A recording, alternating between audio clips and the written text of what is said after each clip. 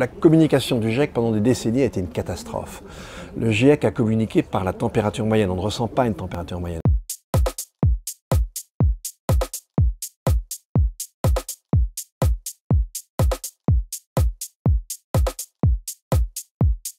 Ça fait peu de temps que de façon quasi universelle, nous sommes affectés par des événements extrêmes.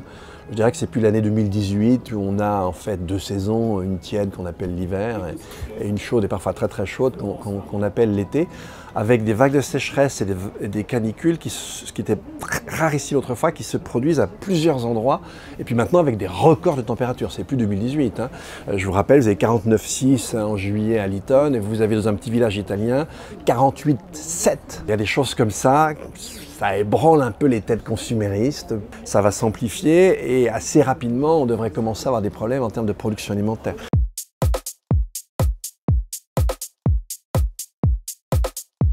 La communication du GIEC pendant des décennies a été une catastrophe.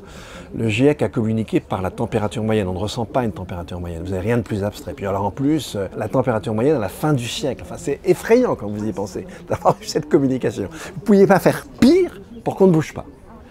Alors maintenant, ils commencent à mettre plus en avant les événements extrêmes et de toute façon, ils n'ont même pas à les mettre en avant, ils se mettent en avant tout seuls.